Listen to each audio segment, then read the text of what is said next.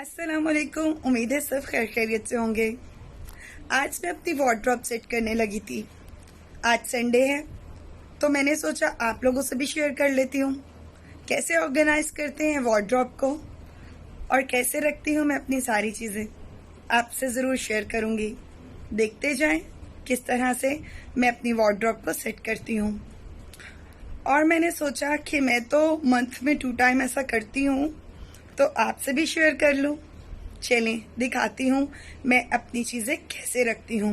उससे पहले आप देख लें कि कितनी सारी चीज़ें हैं जो कि मुझे इस वार्डरोब में सेट करनी।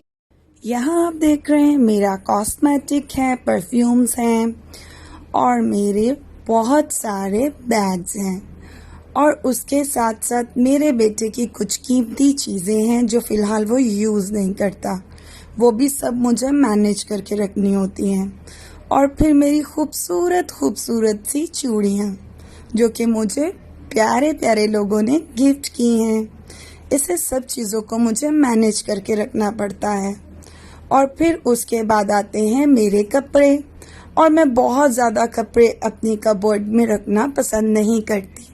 जो मैं 1 वीक में यूज़ कर लूँ या 2 वीक में, उतने कपड़े मेरी कबोर्ड में होने चाहिए। उसके बाद आते हैं मेरे प्यारे से अबाया, मेरे अबाया की कलेक्शन। वो मेरी कबर्ड में होना बहुत ज़रूरी है क्योंकि मैं एवरीडे या कभी भी कहीं भी जाऊं तो अबाया के बिना नहीं जाती। इसलिए मुझे ज़्यादा अबाया बहुत पसंद है। तो आए दिखाती हूँ कैसे मैनेज करती। सबसे पहले हमने अपनी अलमीरा को खाली करना है और उसके बाद इसको अच्छे से कपड़ा लेकर साफ करना है।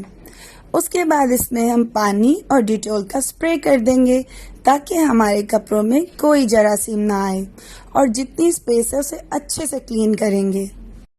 तो जी अब हमारी क्लीनिंग स्टार्ट हुई है। सबसे पहले हम डिटॉल को पानी में मिक्स कर लेंगे। पहले तो हम इस कपड़े की मदद से पूरी डस्ट निकाल देंगे। उसके बाद हल्का हल्का स्प्रे करते करते पूरी अलमीरा क्लीन करेंगे। तो सबसे पहले मैं जब क्लीन कर चुकी और स्प्रे कर चुकी हूँ तो मैं आपको बताती हूँ कि 1 बाय 1 स्टेप बाय स्टेप किस तरह से क्या क्या चीज़ ऑर्गेनाइज करके रख सकते हैं। आइए देखते जाइए और अब मैं आपसे बातें करती रहूँगी। हम पूरे घर को ऑर्गेनाइज करते हैं, हर किसी का ख्याल करते हैं, तो अपना क्यों नहीं अपनी कबर्ड को भी सजाएं जैसे शादी से पहले सजाती थी आप। अपना ख्याल रखें। तो जी ये हैं मेरे कपड़े और मेरी जो है नमाज की चादरें। तो देख लें मैं किस तरह से इसे रखूँगी। और अगर आपके पास एक्स्ट्रा कपड़े हैं, बैग्स हैं, चीज़ें हैं तो उसे निकाल दें। आप अगर बना सकते हैं तो बहुत अच्छी बात है, लेकिन एक्स्ट्रा जमा चीज़ें ना करें। बहुत ज़्यादा घर में बिखेरा बिखेरा मैस मैस सा लगता है।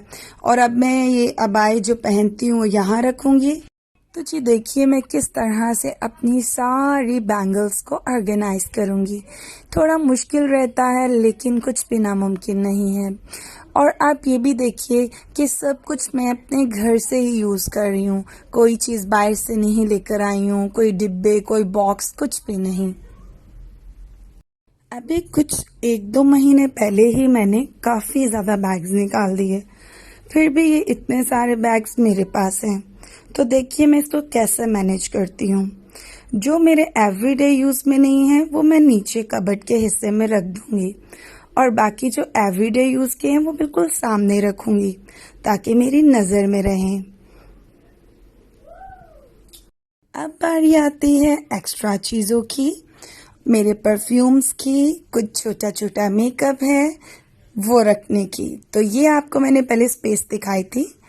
तो इसके अंदर हम एक्स्ट्रा चीज़ें रख देंगे और पैक चीज़ें जो यूज़ नहीं हो रही वो रख देंगे। और इस तरह से हम ऑर्गेनाइज करेंगे परफ्यूम्स, मेकअप जो एवरीडे। तो ये हो गई मेरी कबर्ड बिल्कुल रेडी, आपके सामने है, बिल्कुल तैयार। आप भी इसी तरह से ऑर्गेनाइज करें चीज़ें और खुश रहें।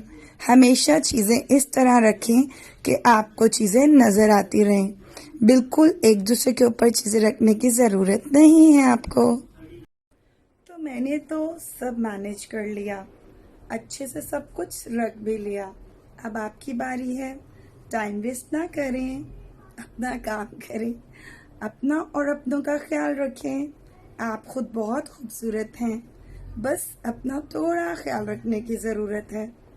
अल्लाह हाफिज़।